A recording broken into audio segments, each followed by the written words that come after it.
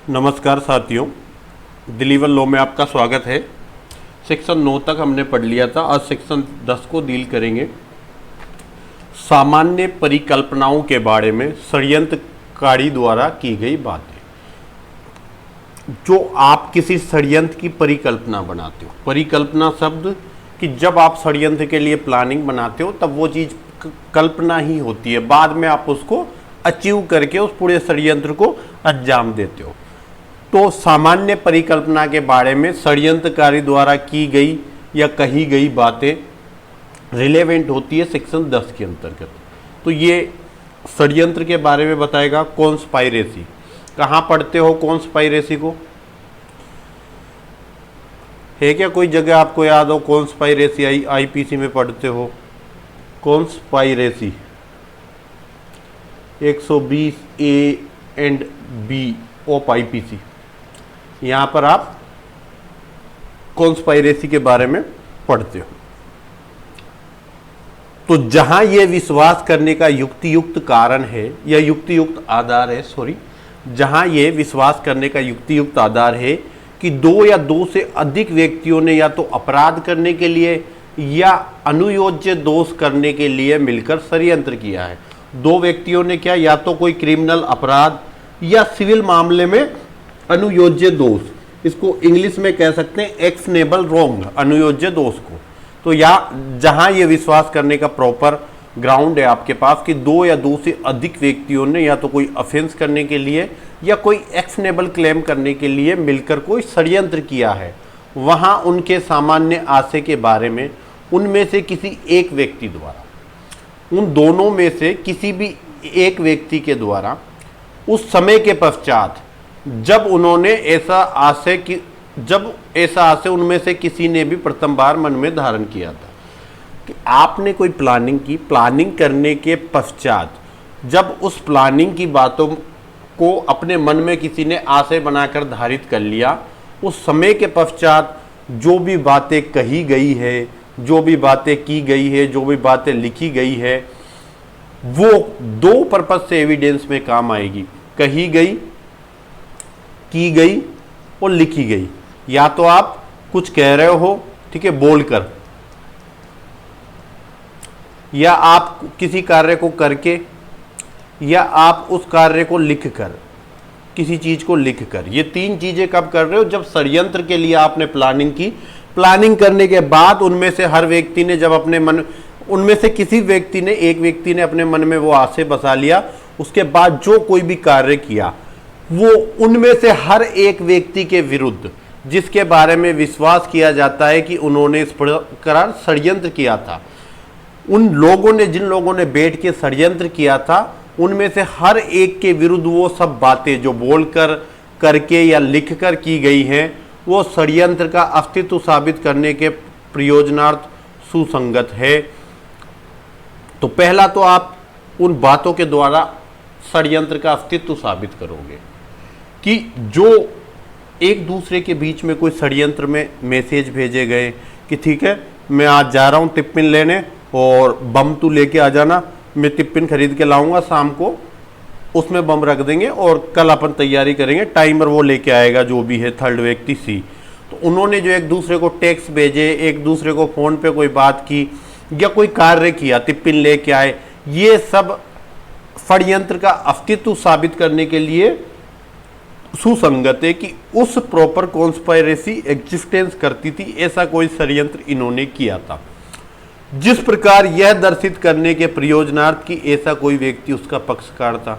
दूसरा, उस षड्यंत्र का कौन कौन व्यक्ति पक्षकार था, ये भी उन मैसेज के द्वारा, उस कार्य के द्वारा, या वो कोई वर्बली कोई एक दूसरे को बात बोल रहे, उसके द्वारा ये साबित किया जा सकता है।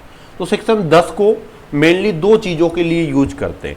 एक तो क्या ऐसा षड्यंत्र था, षड्यंत्र का अस्तित्व साबित करने के लिए,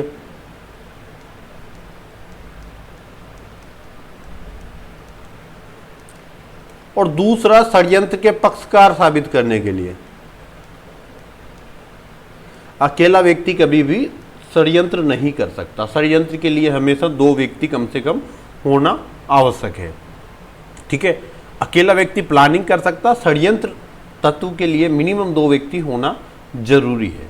तो जब यह विश्वास करने का, जहां ये विश्वास करने का आधार है कि दो या दो से अधिक व्यक्तियों ने मिलकर कोई अपराध करने के लिए या अनुयोज्य दोष, सिविल मामलों में अगर आप किसी प्रॉपर्टी को नुकसान पहुंचा रहे हो, वो एक्शनेबल क्लेम होता है, जहां से आपका एक्शनेबल रॉन्ग बोला जाता है, जहां से आपका क्लेम बनता है, दावा बनता है, प्रतिकर का अधिकार बनता है। तो जहां दो या दो से अधिक व्यक्तियों के बारे में ये विश्वास है कि उन्होंने अपराध या अनुयोज्य दोष करने के लिए क्या किया, मिलकर कोई षड्यंत्र किया है, वहां उनके सामान्य आशय के बारे में उनमें से किसी व्यक्ति द्वारा उस समय के पश्चात जब मिलकर उन्होंने प्लानिंग की और प्रथम किसी भी एक व्यक्ति ने वो आशय अपने मन में धारण किया, उसके पश्चात कही गई, की गई और लिखी गई कोई भी बात, उनमें से हर एक व्यक्ति के विरुद्ध जिनके बारे में यह विश्वास है कि उन्होंने षड्यंत्र किया है, षड्यंत्र का अस्तित्व साबित करने के प्रयोजन से, और दूसरा कि यह दर्शित करने के प्रयोजन से कि कोई व्यक्ति उस षड्यंत्र का पक्षकार था, सुसंगत होगी, दोनों पर्पज से ही। ये लैंग्वेज थोड़ा 4-5 बार बोलोगे ठीक इजी हो जाएगी, ऐसे बोलने में डिफिकल्ट लगती है, पर एक बार इसको लर्न कर लोगे फिर बहुत इजी लैंग्वेज हो जाएगी। यहां सेक्शन 10 अभिकरण का सिद्धांत लेके चलती है। अभिकरण का सिद्धांत मतलब रूल, अभिकरण का सिद्धांत, principle of agency, principle of agency.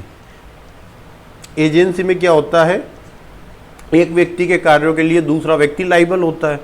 ठीक ऐसा ही यहां पर है कि दो व्यक्ति मिलकर प्लानिंग कर रहे हैं और प्लानिंग के बाद एक व्यक्ति ने तो कोई कार्य नहीं किया, दूसरा उस प्लानिंग को एग्जीक्यूट करने में कोई कार्य कर रहा है, तो पहला व्यक्ति भी उतना ही लाइबल होगा क्योंकि वो भी प्लानिंग का पार्ट था और उसने भी प्लानिंग में हिस्सा लिया था। तो उस प्लानिंग करने के बाद उनमें से कोई भी व्यक्ति कार्य कर रहा हो, लाइबल सारे ही लोग होते हैं कॉन्स्पायरेसी के मामले में। दृष्टांत पढ़ते हैं इसका। यह विश्वास करने का युक्त आधार है कि क ने भारत सरकार के विरुद्ध युद्ध करने में षड्यंत्र में सम्मिलित हुआ है। तो यह आधार वाला पॉइंट क्लियर हो गया कि पुलिस को क्या लग रहा है कि क भारत सरकार के विरुद्ध जो युद्ध हुआ, विद्रोह हुआ, उसके षड्यंत्र में सम्मिलित हुआ था। क के बारे में यह ग्राउंड है। अब ख ने उस षड्यंत्र के प्रयोजनार्थ यूरोप से तो क्या लाया, आर्म्स लेके आया। कौन लेके आया, बी नामक व्यक्ति, ख नामक व्यक्ति। सी ने इसी उद्देश्य से, भारत सरकार के विरुद्ध युद्ध करने के उद्देश्य से कलकत्ता से पैसा कलेक्ट किया। डी ने मुंबई से लोगों को षड्यंत्र में शामिल होने के लिए प्रेरित किया कि आ जाओ भारत सरकार के विरुद्ध युद्ध करेंगे। और ई नामक व्यक्ति ने आगरा में इसी उद्देश्य से पक्ष पोषण के लेख प्रकाशित कराए, माहौल बनाने के लिए, आपके फेवर में माहौल बनाने के लिए कोई आप लेख प्रकाशित करवाते हो भारत सरकार के विरुद्ध कि भारत सरकार बिजनेसमैनों के साथ है, आम जनता को नुकसान, ऐसा कोई लेख प्रकाशित करवाए। और ग द्वारा कलकत्ते में संग्रहित धन को च ने दिल्ली से छ के पास काबुल भेजा। कलकत्ता से जो धन ग ने संग्रहित किया था उसको च नामक व्यक्ति ने लेकर दिल्ली से कलकत्ता में काबुल में छ नामक व्यक्ति को भेजा। वो धन कलकत्ता से कलेक्ट करके दिल्ली लाया च, और दिल्ली से उसने काबुल के लिए रवाना किया। इन तथ्यों और उस षड्यंत्र का वृत्तांत देने वाले ज द्वारा लिखित पत्र, इन सारे को मॉनिटरिंग ज कर रहा था। और वो लिखित पत्र, वो एक दूसरे को जो पत्र भेज रहा था कि तेरे पास पैसे आएंगे, तू ऐसा कर, वहां पर आदमी कलेक्ट कर, तू ऐसा कर, हथियारों की व्यवस्था कर। तो उस पत्र की अंतर्वस्तु हर एक षड्यंत्र का अस्तित्व साबित करने के लिए और एक ही सह अपराधिता साबित करने के लिए भी सुसंगत है, चाहे वह उन सभी के बारे में अनभिज्ञ रहा हो, चाहे उन्हें करने वाले व्यक्ति उसके लिए अपरिचित रहे हो, और चाहे वह उसके षड्यंत्र में शामिल होने से पूर्व या षड्यंत्र से अलग होने के पश्चात घटित हुए हो। आप 10 लोग बैठकर एक प्लानिंग करते हो, या मैं 4 लोगों के साथ एक प्लानिंग करता हूं। मैंने ABCD के साथ प्लानिंग कर ली, ठीक है। मेरा नाम दिलीवर लो है, DL है। मैंने ABCD के साथ एक प्लानिंग कर ली कि हम भारत सरकार के विरुद्ध ऐसा ऐसा विद्रोह करेंगे। और इसी की प्लानिंग में मैंने कोई X नामक व्यक्ति को कॉल किया कि यार मैंने ऐसी प्लानिंग की है, मेरे पास सारे व्यक्ति तो हो गए, पर मेरे को एक काम रह रहा है कि यार इन सब का है ना, ये कोई धोखा ना दे जाए। इनके प्रॉपर मोबाइल की मॉनिटरिंग करने के लिए तेरी ज़रूरत है, तो इनकी मोबाइल की मॉनिटरिंग कर कि ये किसी को कॉल करके सूचित ना कर दे। तो भले ही वो एक्स नामक व्यक्ति इन चारों को नहीं जानता, पर मैंने उसको षड्यंत्र बताया है, उसने षड्यंत्र में के प्रयोजन से वो कार्य कर रहा है, तो वो भी इस षड्यंत्र का ही हिस्सा माना जाएगा। चाहे वो ABCD से परिचित नहीं है, चाहे उसको पता नहीं कि A क्या कर रहा है, B क्या कर रहा है, पर मैंने उसको प्रयोजन बता दिया कि भारत सरकार के विरुद्ध युद्ध करने के षड्यंत्र में मेरे साथ ये 4 लोग शामिल है और इन चारों की तेरे को मॉनिटरिंग करनी है, मुझे इन पर विश्वास नहीं है। तो ये सब व्यक्ति षड्यंत्र का पार्ट थे। तो वो चिट्ठियाँ जो इनको लिखी गई वो इस चीज़ को साबित कर देगी षड्यंत्र का पार्ट थे। और षड्यंत्र का अस्तित्व साबित करने के लिए एक दूसरे के कार्य जो जुड़े हुए हैं एक दूसरे से, वो षड्यंत्र का अस्तित्व साबित करने के प्रयोजन से सुसंगत है। सिंपल लैंग्वेज है, आज तक इससे कभी क्वेश्चन पूछा नहीं गया, पूछते हैं तो यही, अभी तक तो मैंने ऐसा क्वेश्चन देखा नहीं है। फिर भी जनरल पूछ ले कि क्या षड्यंत्र का अस्तित्व साबित करने के लिए या षड्यंत्र के लिए क्या सुसंगत है, धारा 10 पूरा के पूरा ही लिखना है। अभिकरण का सिद्धांत एक विशेष केस में कहा था, इस केस को लिख लो, R versus Blake and Tye, R versus Blake and Tye. यहां पर अभिकरण का सिद्धांत इस केस में पारित किया था। यह क्या है, कस्टम का माल सप्लाई करते थे। कस्टम का माल समझते हो ना, जिन पर टैक्स वगैरह बचा लिया जाता है, चोरी छिपे लाया जाता है, उसका कस्टम का माल निर्यात करने के लिए कोई एक व्यक्ति गिरफ्तार किया जाता है। अब उसके डायरी में जो भी एंट्री है कि ये माल इतना इतना उसको भेजा, उस डायरी की एंट्री षड्यंत्र साबित करने के लिए सुसंगत मानी गई। डायरी में जो एंट्री की थी वो षड्यंत्र साबित करने के लिए सुसंगत मानी गई कि बी नामक व्यक्ति के पास जा रहा था, मतलब बी भी कस्टम के माल को इधर से उधर करने के षड्यंत्र में शामिल था। केहर सिंह वर्सेस दिल्ली प्रशासन पे हमारी बात हुई थी, केहर सिंह वर्सेस दिल्ली प्रशासन। क्या केस है ये, Indira Gandhi murder case, iron lady of India Indira Gandhi, इनका मर्डर केस है ये। जो सिख बॉडीगार्ड थे इनके 2, केहर सिंह और एक और था, उन दोनों बॉडीगार्डों ने सुबह सुबह इंदिरा गांधी को 5-6 बजे मॉर्निंग वॉक कर रही थी, तब वहीं प्रधानमंत्री आवास में ही मॉर्निंग वॉक कर रही थी पार्क में, जब गोली मार दी और वहीं पर ऑन द स्पॉट डेथ हो गई। तो ये उस षड्यंत्र से आधा घंटा पहले एक जगह कॉर्नर में खड़े होकर दोनों डिस्कस कर रहे थे। 4 बॉडीगार्ड होते हैं प्रधानमंत्री के, तो 2 बॉडीगार्ड तो अपना डेली रूटीन वर्क कर रहे थे, ये दोनों एक तरफ कॉर्नर में खड़े होकर बात कर रहे थे कहाँ से गोली मारेंगे, कैसे करेंगे। तो ये उनकी जो कानाफूसी कॉर्नर में खड़े होकर बात की वो, और दोनों ने अपराध में हिस्सा लिया, ये अपराध का षड्यंत्र साबित करने के प्रयोजन से सुसंगत माना गया। शार्दुल सिंह वर्सेज मुंबई राज्य, तीसरा केस लिखना, शार्दुल सिंह वर्सेज मुंबई राज्य।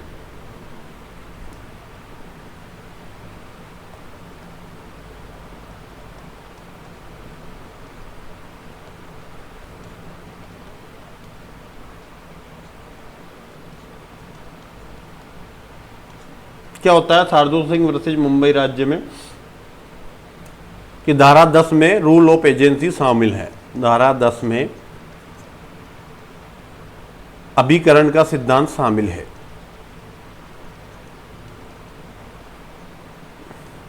कि अगर आपने मिलकर कोई प्लानिंग की है, उसके बाद अब आपने कोई कार्य नहीं किया, दूसरा ही व्यक्ति उस प्लानिंग के एग्जीक्यूशन में कार्य कर रहा है, तो मतलब आप भी उतने ही लाइबल हो, भले आप हर पार्ट का प्लानिंग का हिस्सा नहीं थे। आप प्लानिंग के बारे में जानते थे, आपने प्लानिंग के बारे में सहमति दी है, तो इसका मतलब आप एजेंसी के पार्ट हो गए और अब आप हर कार्य के लिए लाइबल होंगे।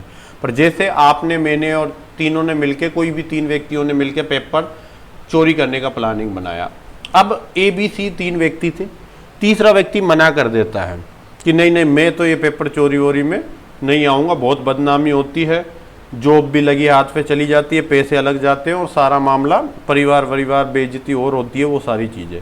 वो मना करके निकल गया, मतलब वो एजेंसी में शामिल नहीं है। कब?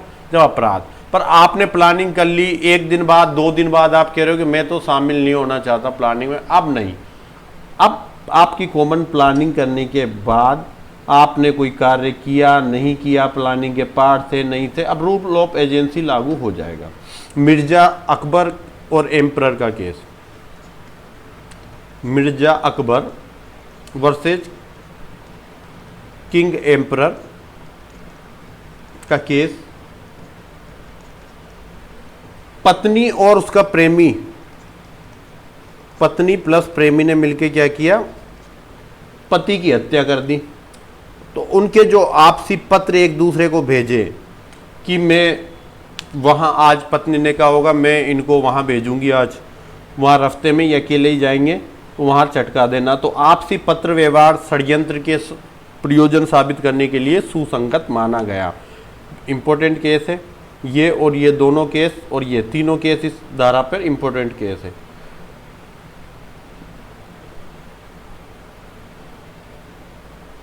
जैसे बद्री प्रसाद बिहार राज्य का केस भी है, इसमें इंस्पेक्टर को रिश्वत देने के लिए अभियोजन चला। एक पक्षकार द्वारा दिया गया बयान और रिश्वत देने का कार्य सामान्य आशय से संबंधित होने के कारण धारा 10 में सुसंगत माना गया कि दोनों, क्योंकि रिश्वत देने वाला लेने वाला दोनों ही उस षड्यंत्र का पार्ट होते हैं, रिश्वत वाले का। एक CBI versus BC Shukla, BC Shukla, इसको कहते हैं जैन हवाला केस।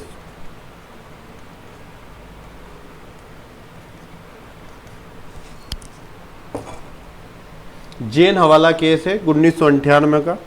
बीजेपी गवर्नमेंट हुआ करती थी और एक व्यक्ति पकड़ में आया, उस व्यक्ति की डायरी में भारत के बड़े बड़े नेताओं के नाम निकले। लाल कृष्ण आडवाणी जो उस समय उप प्रधानमंत्री हुआ करते थे, उनसे लेकर बीजेपी के बड़े बड़े नेताओं के नाम निकले। हवाला का मतलब होता है आप ब्लैक मनी को इधर से उधर ट्रांसफर करते हो, उसको हवाला कहते हैं। तो ये जैन साहब इधर से उधर बड़े बड़े लोगों के ब्लैक मनी को शिफ्ट करते थे, जैन हवाला केस था। पर इसमें सीबीआई ने यह कहा कि डायरी में किसी का नाम होना, किसी व्यक्ति का नाम होना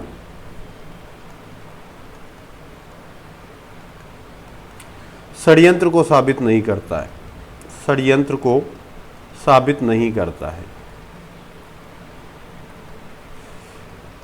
ये किससे एडवर्स बात कर रही है? आर वर्सेज ब्लैक टाई के केस से। यहां डायरी में नाम होने के लिए षड्यंत्र का हिस्सा माना। और ये CBI versus BC Shukla Jain हवाला केस, इसमें डायरी में नाम होना षड्यंत्र को साबित नहीं करता है, ऐसा जजमेंट आया।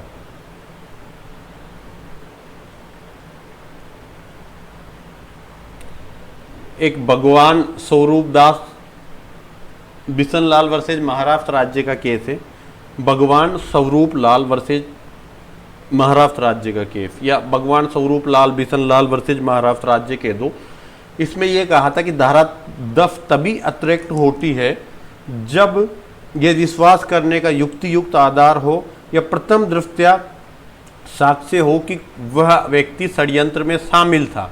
तब फिर षड्यंत्र में शामिल होने का प्रूफ आ जाता है। फिर जो कुछ भी षड्यंत्र के बाद हुआ वो षड्यंत्र का प्रयोजन और उसके पक्षकार साबित करने, पक्षकार कौन कौन थे ये साबित करने के प्रयोजन से सुसंगत होता है।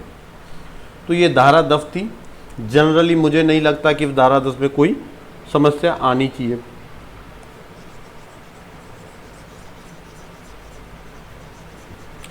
धारा 11 प्ली ऑफ एलिबी बोला जाता है इसको। क्या होता है प्ली ऑफ एलिबी? अन्यत्र होने का अभिवाक। अभिवाक मतलब कथन।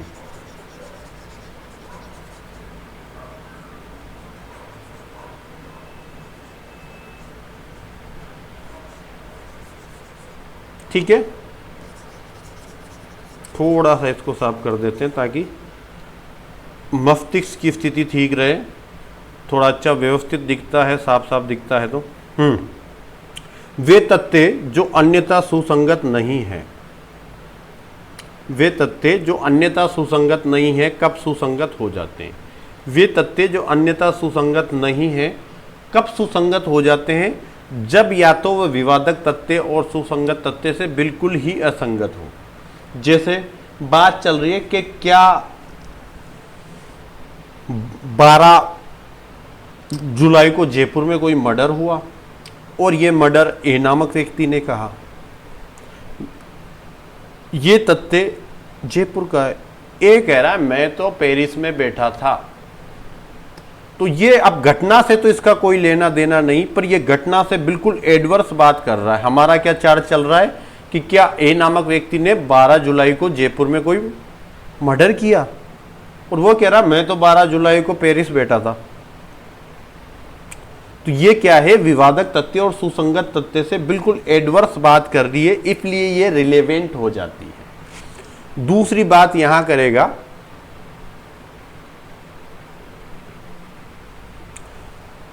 कि वह स्वयमेव मतलब अकेले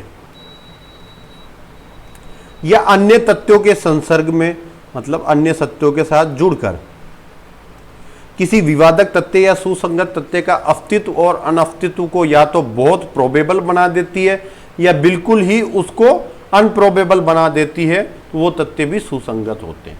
तो वे तथ्य जो या तो विवादक तथ्य और सुसंगत तथ्य से बिल्कुल एडवर्स बात करें, ठीक है, उससे क्या हो, बिल्कुल असंगत हो, इनकंसिस्टेंट हो, या फिर वह तथ्य अकेला या दूसरे तथ्य के साथ मिलकर विवादक तथ्य या सुसंगत तथ्य के अस्तित्व और अनस्तित्व को बहुत ज्यादा प्रोबेबल बना दे, या तो संभाव्य या असंभाव्य बना दे, तो वो क्या होता है, धारा 11 के अंतर्गत रिलेवेंट होता है। इसको कहा जाता है प्ली ऑफ एलिबी या प्ली ऑफ एलिबाई के नाम से पढ़ते होंगे। इसको कहा जाता है हिंदी में अन्यत्र होने का अभिभाग, अन्यत्र होने का अभिभाग।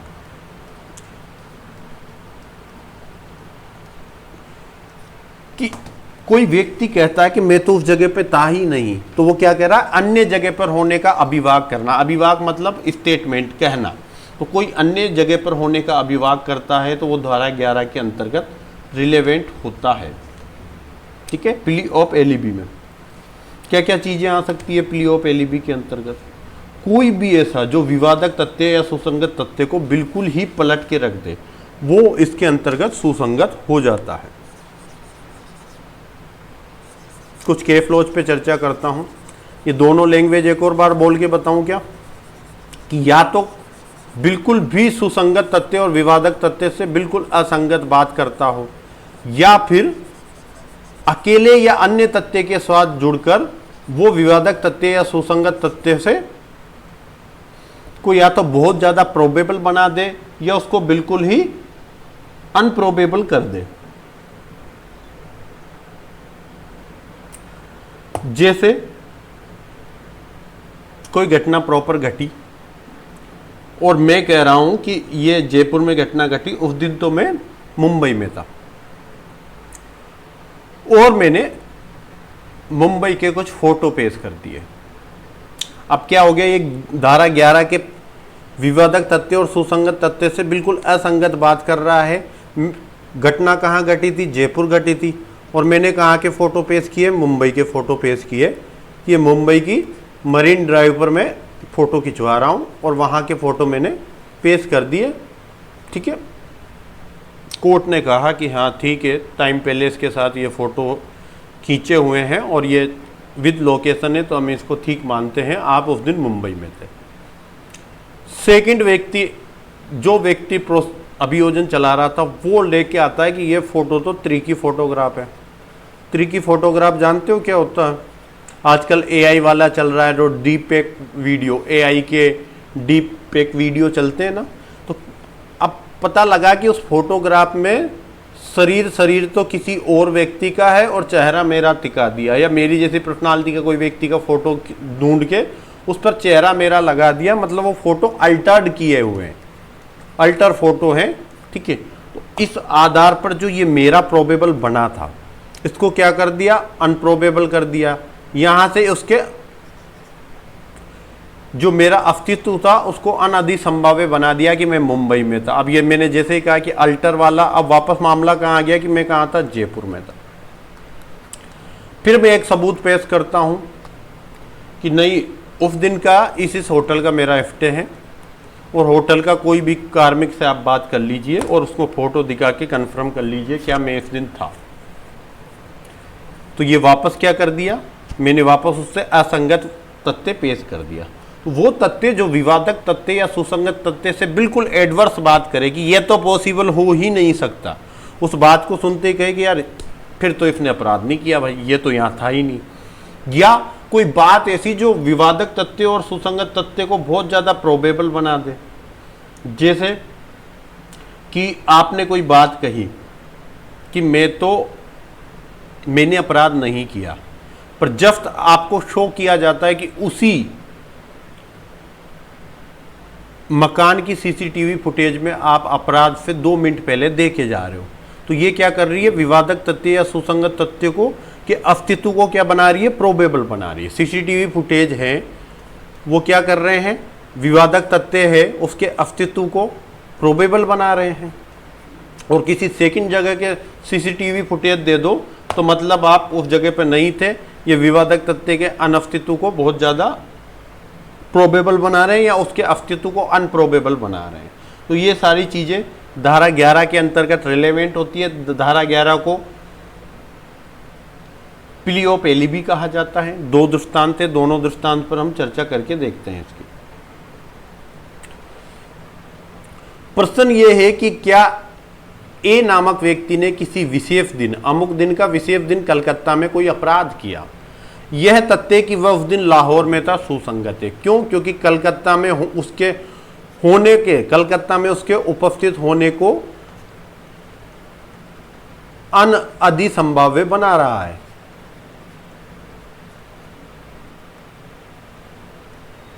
इसलिए यह तथ्य सुसंगत है कि वो कलकत्ता में नहीं था, उसकी कलकत्ता में उपस्थिति को अनधिसंभाव्य बना रहा है क्योंकि वो लाहौर में था। यह तथ्य कि जब अपराध किया गया उस समय के लगभग कै उस स्थान से जहां अपराध हुआ, कहां हुआ था, कलकत्ता में, ठीक है, इतनी दूरी पर था कि कै द्वारा उस अपराध का किया जाना यदि असंभव नहीं है तो अत्यंत अनधिसंभाव्य था, सुसंगत। कि ऐसा तो नहीं कि भाई वो अगर लाहौर भी था तो क्या लाहौर से कलकत्ता नहीं आया जा सकता, एरोप्लेन से आ तो सकते हैं। फिर ये कह रहा है कि भाई अगर असंभव नहीं मानो तो भी प्रोबेबल तो नहीं है कि ये व्यक्ति पर्सनल एरोप्लेन करके उसी समय वहां से उठकर 1 घंटे के लिए अपराध करने आए और वापस लाहौर चला जाए। तो कोई ऐसा तथ्य जो अपराध के अस्तित्व से बिल्कुल एडवर्स ही बात करे वो रिलेवेंट होता है प्ली ऑफ एलिबी के अंतर्गत। प्रश्न ये है कि क्या ए ने अपराध किया। ये जो सेकंड वाला पॉइंट है इससे रिलेटेड है ये पॉइंट, डायरेक्ट आप इसको देखना। प्रश्न यह है कि क्या क नामक व्यक्ति ने कोई अपराध किया। परिस्थितियां ऐसी है कि उस अपराध को क, ख, ग में से किसी एक के द्वारा किया गया। कि कोई भी ऐसी परिस्थितियां, मान लो कोई ऐसी बिल्डिंग थी जो समुद्र के बीच में थी और उस पे ABCD 4 नामक व्यक्ति थे, तो ये पॉसिबिलिटी है कि समुद्र के बीच में इन चारों में से ही किसी ने अपराध किया होगा। ये 100% परिस्थितियां ऐसी साबित कर देते हो कि चारों में से एक ने अपराध किया। तो हर वह तथ्य जिससे यह दर्शित होते हैं कि वह अपराध किसी अन्य के द्वारा नहीं किया जा सकता, वह ख ग में से किसी के द्वारा नहीं किया जाता, सुसंगत है। अब जैसे ये अपराध था, या तो ए ने किया, या बी ने किया, या सी ने किया, या डी ने किया। 4 परिस्थितियां हैं कि यह अपराध किसने किया, ABCD ने किया। अब आप ये एविडेंस देते हो सी नामक व्यक्ति तो उस समय टॉयलेट गया था। जब आप अपराध घटित होना कह रहे हो, सी नामक व्यक्ति तो टॉयलेट गया था और टॉयलेट में मैंने इससे पूछा था टाइम क्या हुआ, भाई बता तेरे पास ये घड़ी है, अम्मे से टाइम क्या हुआ, इसने कहा इतना इतना टाइम हुआ है। तो मतलब सी ने तो उस समय अपराध नहीं किया जिस समय अपराध घटित होना अभिकथित है। अगर ये समुद्र का केस नहीं होता और समुद्र का भी केस है तो ये मान लो बी नामक व्यक्ति तो क्या कर रहा है, उस समुद्र के बीचों बीच छत पर बैठा है उस मकान के, और छत पर बैठा बैठा फिशिंग कर रहा है, मछली पकड़ रहा है, ठीक है। और ऊपर से जो आर्मी के हेलीकॉप्टर थे या राडार थे उनमें, उनके कैमरे में भी ये कैद हुआ है कि बी नामक व्यक्ति छत पे बैठकर मछली पकड़ रहा है जब घटना घटी थी। तो मतलब बी ने भी अपराध नहीं किया, सी ने भी नहीं किया। अब डी और ए, अगर डी का भी कोई ऐसा एविडेंस दिया जाता है जिससे ये पता लगता है कि डी ने भी अपराध नहीं किया तो फिर ए ने अपराध किया, तो इन तीनों के जो साक्ष्य हैं वो अपराध करने की संभावना को, कि उन्होंने अपराध नहीं किया, इसको अधिसंभाव्य बना रहे हैं। ठीक है, तो ये प्रयोजन सुसंगत है। अब बी कहां था, सी कहां था, डी कहां था, इसका अपराध से लेना देना कुछ नहीं है, पर ये अपराध के सुसंगत तथ्य हैं, क्योंकि अपराध इन चारों में से किसी ने भी किया है। अब हर एक तथ्य जो सुसंगत तथ्य को या तो उसके अस्तित्व को या उसके अनस्तित्व को प्रोबेबल या अनप्रोबेबल बना दे, वो सारे धारा 11 के अंतर्गत रिलेवेंट होते हैं। समझ रहे हो ना बात को, कि कोई भी ऐसा तथ्य जो ये साबित कर रहा है कि इस व्यक्ति ने अपराध किया था या नहीं किया था, उसके रिगार्डिंग क्या होता है, रिलेवेंट होता है धारा 11 के अंतर्गत। केस लिखना है धारा 11 के, धारा 11 को पूछा जाता है, वेरी वेरी इंपॉर्टेंट लिखना, लगा लेना इस धारा को।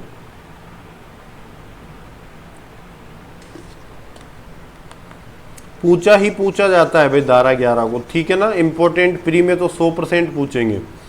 जितने भी एग्जाम हुए हैं हर एग्जाम में एक छोड़कर एक बार ये पूछी जाती है अल्टरनेट में। अल्टरनेट का मतलब एक बार ये पूछ ली, अगले एग्जाम नहीं पूछी, उससे अगले पूछ लेते हैं। सबसे पहले विकास पांडे वर्सेज बिहार राज्य, विकास पांडे वर्सेज बिहार राज्य। क्या हुआ था इस केस में, 2004 का केस है कि प्ली ऑफ एलिबी लिया एक्यूज ने, प्ली ऑफ एलिबी लिया किसने लिया, एक्यूज ने।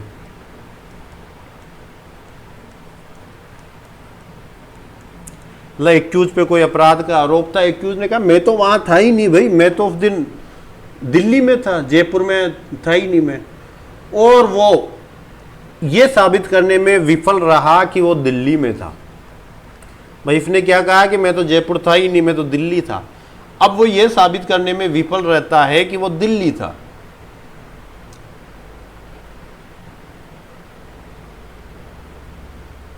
तो भी ये नहीं माना जाएगा कि एक्यूज ने अपराध किया है, क्योंकि एक्यूज ने अपराध किया ये साबित करने का भार हमेशा प्रोसिक्यूशन पर ही होता है। ठीक है, तो भले ही एक्यूज प्ली ऑफ एलिबी का सहारा लेता है और साबित करने में विफल होता है कि वो दिल्ली में था, तो भी ये नहीं माना जाएगा कि सर देखो ये झूठ बोल रहा है, इसने दिल्ली का, जज साहब से आप कहते हो कि देखो ये झूठ बोल रहा है, इसने दिल्ली का बोला कि ये दिल्ली था और ये दिल्ली था, इसको साबित नहीं कर पाया, मतलब इसी ने अपराध, नहीं, अपराध इसी ने किया है, ये साबित करने का भार प्रोसिक्यूशन पे है। अगर डिफेंस कोई एविडेंस पेश करता है, उसको साबित करने में असफल रहता है, तो इसका मतलब ये नहीं कि वो अपराध उसने किया है। आपको घटना स्थल पर अभियुक्त की अनुपस्थिति को, घटना स्थल पे अभियुक्त की उपस्थिति को असंभवता की सीमा तक साबित करना होगा। ये प्रोसिक्यूशन की जिम्मेदारी है।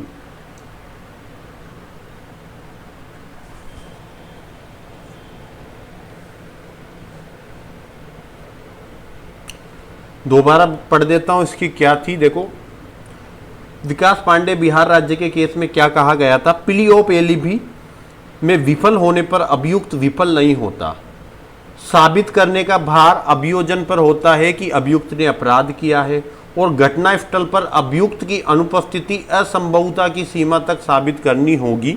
ये इसका जजमेंट था, और सेम जजमेंट को सकाराम वर्सेज मध्य प्रदेश के केस में कहा गया था। सकाराम वर्सेज मध्य प्रदेश एमपी राज्य के केस में भी यही बात की गई थी जो विकास पांडे के केस में कहा गया था। दूसरा केस था दूधनाथ पांडे वर्सेज यूपी राज्य, दूधनाथ पांडे वर्सेज यूपी राज्य। ठीक है, इसमें कहा था प्ली ऑफ एलिबी को, प्ली ऑफ एलिबी को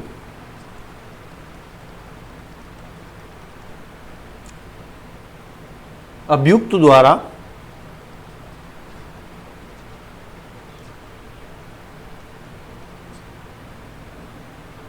तथ्यों के आधार पर साबित करना आवश्यक है, तथ्यों के आधार पर साबित करना आवश्यक है।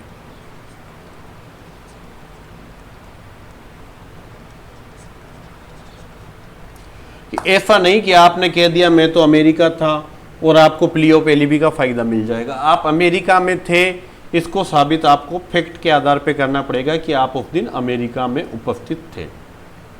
अब्दुल रजाक और महाराष्ट्र राज्य का केस है, अब्दुल रजाक वर्सेज महाराष्ट्र राज्य का केस इंपॉर्टेंट केस है कि फोटो चित्रों से यदि न्यायालय संतुष्ट है कि इसमें ट्रिकी फोटोग्राफी का इस्तेमाल नहीं हुआ तो न्यायालय उन फोटो चित्रों को एविडेंस में ले सकता है। अब्दुल रजाक वर्सेज महाराष्ट्र राज्य इंपॉर्टेंट केस है, देख लेना भाई। आर वर्सेज प्रभुदास का केस है कि धारा 11 में जो प्ली ऑफ एलिबी के पावर है इसको न्यायालय अपने विवेक से एडमिट करेगा या डिनाई कर देगा। ठीक है, तो न्यायालय को ठीक लगता है कि हाँ ये एविडेंस काम का है कि ये वहाँ उपस्थित नहीं था, या कोई भी ऐसा एविडेंस जो इस चीज़ को प्रोबेबल बना रहा है कि उस व्यक्ति ने घटना की थी या नहीं की थी, तो उसको कोर्ट अपने विवेक के आधार पर एडमिट करेगा कि वाक्य में इसमें ऐसा फैक्ट है जो मामले का पूरा जजमेंट ही पलट देगा। ठीक है, असंगत होने का गुण धारा 11 में तथ्य से बिल्कुल सुसंगत है, क्योंकि असंगत होने का गुण ही मामले में रिलेवेंट हो जाता है कि कोई व्यक्ति अपराध वाले स्थान पर उपस्थित ही नहीं था तो आप उसके खिलाफ कैसे प्रोसिक्यूशन चला सकते हो। ठीक है, ये कुछ केस लॉज थे, दोनों जजमेंट हमने पढ़ लिए हैं।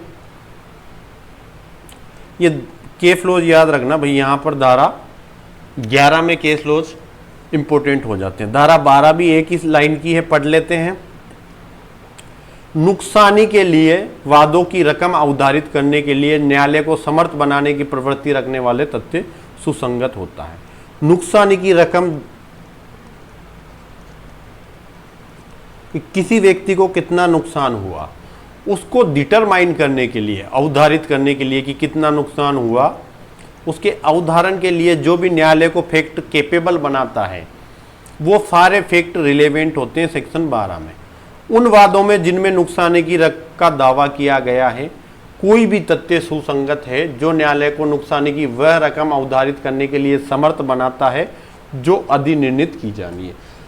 हर ऐसा फैक्ट जिसमें किसी पक्षकार ने नुकसानी का दावा किया है और न्यायालय को उस नुकसानी की रकम को अवधारित करने के लिए, डिटरमाइन करने के लिए कैपेबल बनाने वाला हर फैक्ट रिलेवेंट है। सामान्यतः नुकसानी की रकम सिविल मामलों में दिलाई जाती है, क्रिमिनल मामलों में प्रतिकर दिलाया जाता है। ठीक है, पर दोनों ही मामलों में हो सकता है। यहाँ भी अगर कोई डैमेज हुआ है तो आप डिमांड कर सकते हो एज ए कंपनसेशन। तो नुकसानी की रकम के लिए जैसे एक व्यक्ति है, वो व्यक्ति एक्सीडेंट में मर गया। किस में मर गया? एक्सीडेंट में मर गया। अब आप बीमा कंपनी पे उस व्यक्ति के मृत्यु के लिए, नुकसान हुआ आपको मरने से, परिवार को नुकसान हुआ, उसके लिए कंपनसेशन का दावा करते हो। अब हर फैक्ट जो उस कंपनसेशन की रकम को कम ज्यादा करेगा रिलेवेंट होगा। जैसे इस व्यक्ति की उम्र 40 साल थी, अब ये जीवित रहता तो 20 साल और कमाता, 60 साल तक कमाते हैं, 20 साल कमाता तो ये फैक्ट नुकसानी की रकम को बढ़ा देगा। अगर यही कहते थे कि ये 30 साल का था, 30 साल और कमाता तो 30 साल में नुकसानी की रकम बढ़ जाएगी। इसकी सैलरी, जैसे मान लो कि 30 साल वाला के सैलरी थी 40,000 कमा रहा था ये अभी रोज का, तो हर 10 साल में लगभग 25% सैलरी बढ़ जाती है या 50% बढ़ जाती। अभी 40 कमा रहा था तो 10 साल के लिए 40 × 10 करोगे। ठीक है, मतलब 40 × 12 × 10, 12 महीने के 40,000 कमा रहा था, उसको 10 साल से गुना करोगे तो ये तो 10 साल की रकम होगी। अगले को करोगे तो आप 50% रकम बढ़ाओगे, 60,000 सैलरी मिलती 12 महीने के लिए × 10, तो यहाँ इतनी सैलरी मिलती। पर बीमा कंपनी वाला एक फैक्ट ला देता है कि सर इसको कैंसर भी था और कैंसर का 3rd स्टेज का पेशेंट था, ये मैक्सिमम 5 ईयर जीता इसकी मेडिकल रिपोर्ट, तो ये सारा मामला गया पानी में। अब यहाँ 10 की जगह डायरेक्ट 5 कोर्ट गिनेगा कि भाई इतना ही कमाता है, 5 साल बाद तो मर ही जाता। या और कोई फैक्ट जो नुकसानी की रकम को कम ज्यादा कर रहे हैं, वो सारी चीजें प्रोबेबल है। जैसे एक कार का एक्सीडेंट हो रहा है और कंपनी जनरल वैल्यूएशन तय करती है कि कार 5 साल पुरानी थी, तो इसकी कार को आज के टाइम पे बेचते तो 5 लाख में बिक जाती। अब एक्सीडेंट हुआ तो उसका उतना उतना वैल्यूएशन कम करते चले जाओगे। पर आप कहते हो कि इस कार में मैंने रेंज रोवर का इंजन लगवाया था और इंजन ही सादे 36 लाख का था। क्या ये फैक्ट प्रभाव डालता है कार के वैल्यूएशन पे? तब डालता है जब आप बीमा कंपनी को बताते और बीमा कंपनी उसके आधार पर बीमा के रेट बढ़ा कर लेती। चीजें वैल्यूएशन के आधार पे होती है, ठीक है। तो यहां कोई फैक्ट अगर डालता, जैसे मैं कहता हूं मेरा मकान टूटा,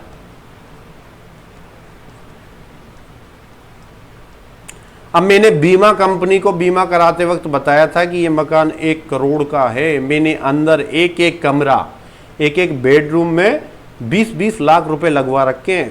इस तरीके से उनको डिजाइन कराया, पूरा फर्नीचर, एक एक चीज मतलब अल्टीमेट है, इटालियन मार्बल है, वो है, सारी चीजें आप बताते हो।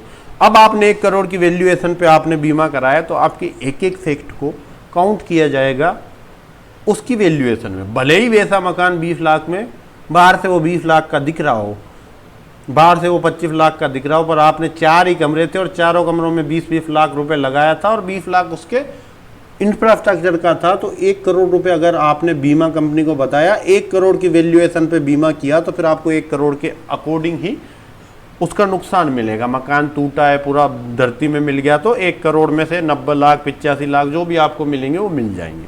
तो ये सारे फैक्ट सेक्शन 12 के अंतर्गत रिलेवेंट होते हैं। क्लियर है? इंग्लिश टर्म्स देख लेते हैं। थिंग्स सेड और डन और बाय कॉन्स्पाइरेटर, क्या कह रहे हैं?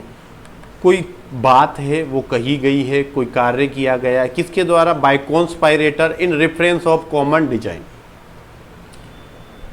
तो where there is reasonable ground to believe that 2 or more person has conspired together to commit an offense or an actionable wrong, कि जहां ये रीजनेबल ग्राउंड है किस बात का? इस बात का बिलीव करने का 2 or more than 2 person have conspired together to commit an offense and actionable wrong. Anything said by them, anything done by them, anything written by any one of such person in reference of their common intention. उनका जो common intention के पश्चात किसी ने भी कोई बात, anything said है, एनीथिंग कार्य किया है, एनीथिंग रिटर्न में किया है, किसी भी एक व्यक्ति ने, कब? जब इन reference of their common intention after the time when such intention was first entertain by any one of them. किस समय के पश्चात? जब ऐसा सच इंटेंशन उनमें से किसी भी एक व्यक्ति के द्वारा इंटरटेन किया गया है। Is relevant fact as against, किस चीज के against? Each of the person believe to be so conspiring as well for the purpose of proving the existence of the conspiracy as for the purpose of showing that any such person was a party to it. 2 purpose के लिए, एक तो कि उस conspiracy का existence था और any such person was a party to it. 2 चीज़ों को प्रूव करने के लिए आप 3 चीज़ें काम में ले सकते हो। उन लोगों ने कॉमन इंटेंशन फर्स्ट बार एंटरटेनमेंट करने के बाद कोई बात कही है, anything said, any work done, any think written by him, तो वो सब कॉन्स्पायरेसी का एग्जिस्टेंस और ऐसे पर्सन उस कॉन्स्पायरेसी का पार्ट थे, ये साबित करने के लिए रिलेवेंट होता है। Reasonable ground exist for believe that A has join in a conspiracy to wage war against the government of India. क्या है कि ए नामक व्यक्ति ने, एक कॉन्स्पायरेसी है कि भारत सरकार के खिलाफ वेग वार में वो हिस्सा लिया था, ज्वाइन किया था। The fact that B procure arms in Europe for the purpose of conspiracy, conspiracy के पर्पज से बी ने क्या किया? यूरोप से आर्म को प्रोक्योर किया। C collected money in Calcutta for like object. D, persuaded person to join the conspiracy in Mumbai. E, published writing advocating the object in view at Agra. F, transmit from Delhi to G at Kabul the money which C was collect from the Calcutta. Calcutta ने C से जो money collect करी थी उसको G के द्वारा, F के द्वारा ट्रांसमिट किया जाता है दिल्ली से G के लिए जो काबुल में रेजिडेंस करता है. And the content of a letter written by H given an account of conspiracy are each relevant both to prove the existence of the conspiracy and to prove a complicity in it. दोनों चीजों के लिए कि H उनको जो letter लिख रहा था वो कि एक तो लेटर उसका कॉन्स्पायरेसी का एग्जिस्टेंस था और ए ने उसको लेटर लिखा तो ए भी उस एक कॉन्स्पायरेसी का पार्ट था, ये साबित करने के लिए रिलेवेंट है. All thought he may have been ignorant of all of them and although the person by whom they were done were stranger to him and although they may have been taken place before he joined the conspiracy and after he left it. ठीक है, पद लेने एक और बार दृष्टांत कोई issue है तो 11 when fact not otherwise relevant become relevant. कोई फैक्ट जो अदरवाइज रिलेवेंट नहीं है कब रिलेवेंट हो जाते हैं? Fact not otherwise relevant are relevant if they are inconsistent with fact and issue और रिलेवेंट फैक्ट. क्या है वो? फैक्ट एंड इशू और रिलेवेंट फैक्ट से इनकंसिस्टेंट है तो वो क्या हो जाते हैं? रिलेवेंट हो जाते हैं. या fact not otherwise relevant are relevant if by themselves और in connection with other fact they make the existence or non-existence of the any fact and issue relevant fact highly probable या highly improbable.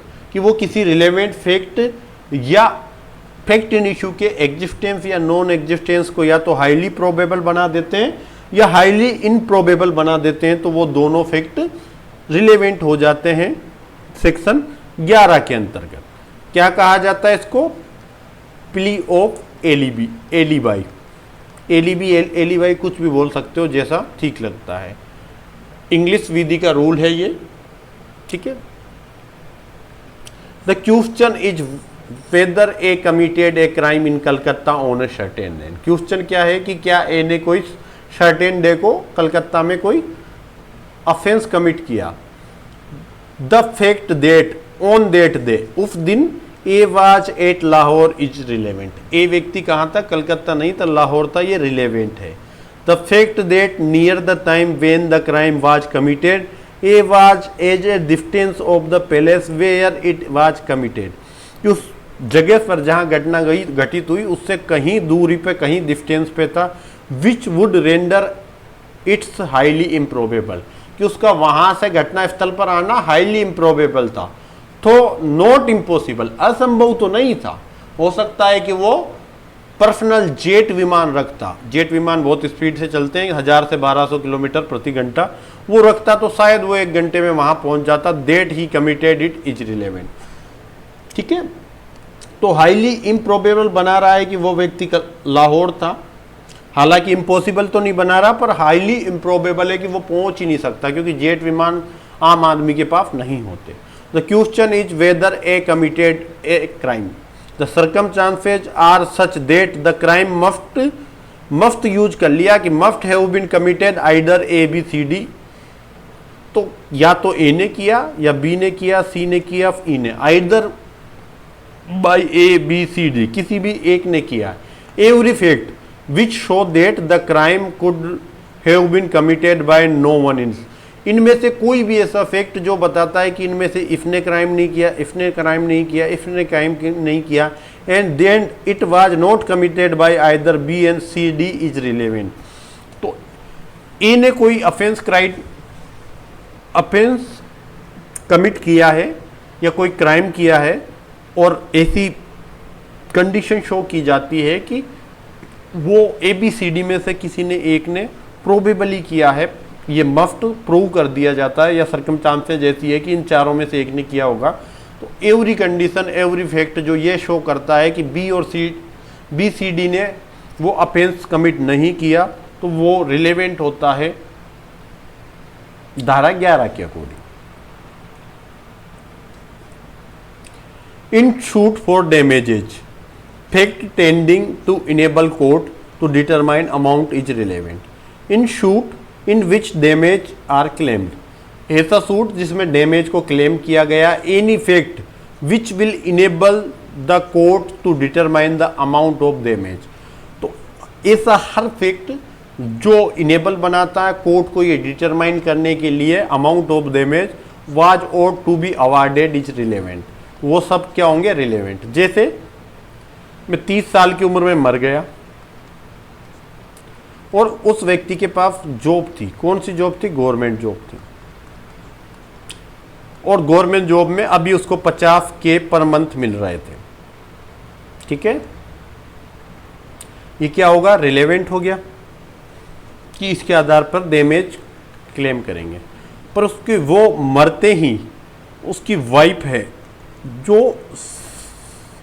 Same degree लेके बैठती है जो husband के पास थी, और उसको अनुकंपा नियुक्ति मिलेगी, अपने पति की जगह नौकरी मिलेगी, तो नौकरी मिलेगी तो उसको लोअर ग्रेड में नौकरी मिलती है, उस डिपार्टमेंट के सबसे लो पोस्ट पे जॉब देते हैं, अनुकंपा नियुक्ति मिलती है जब अपने पिता या अपने पति की जगह, तो वो रकम जो उसको एज ए सैलरी मिलेगी वो कम कर ली जाएगी 50,000 में से, कि अब पत्नी को तो मिलेगी 25,000 और पति को मिल रही 50,000, तो अब क्लेम के रूप में केवल 25,000 ही कैलकुलेट करेंगे। ये सैलरी का अंतर आता है कि पति जिंदा होता तो वो 50 कमाता, पत्नी उसकी जगह नौकरी कर रही है तो 25 तो आ ही रहे ना पत्नी के पास, तो बाकी 25 इसमें हर चीज कि वो आना जाना ऑफिस आता जाता वो खर्चा सारी चीजें, वो जिंदा होता तो उसका रहना खाने का खर्चा, बीमारी का खर्चा, सब चीजें कैलकुलेट होती है जब आप डैमेज की रकम डिटरमाइन करता है कोर्ट, ठीक है।